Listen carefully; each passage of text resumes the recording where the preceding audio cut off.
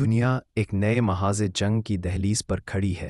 Iran और Israel के दरमियान कशीदगी अब खुली जंग में बदल चुकी है। रॉकेट, ड्रोन हमले, मिसाइल और मौत का रक़्स, ये कोई फिल्म नहीं, ये हकीकत है।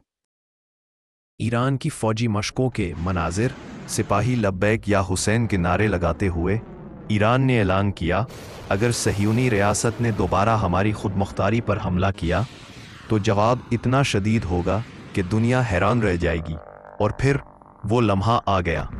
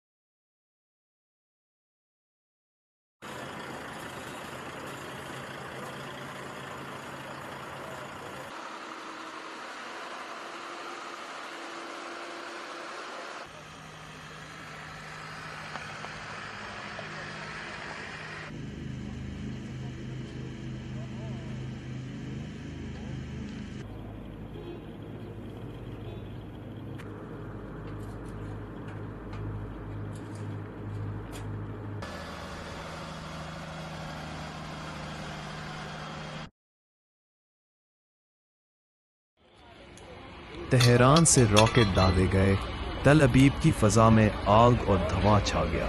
इसराइली शहरी पनाह गाहों में छुपने पर मजबूर हो गए। दुश्मन की फ़ज़ाई दिफ़ाई निज़ाम भी इस हमले का मुकम्मल जवाब ना दे सका।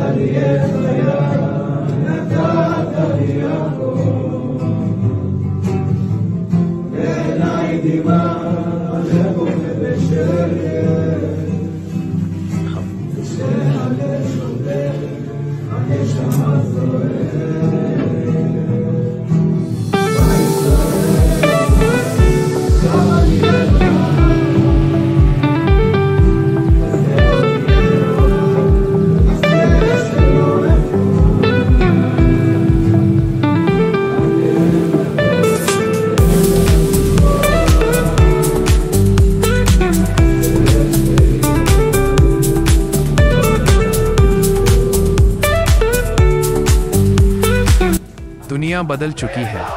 सहयूनियत का गुरूर चकनाचूर हो रहा है और मशरिक़ वस्ता की फ़ज़ाओं में एक नई तारीख लिखी जा रही है।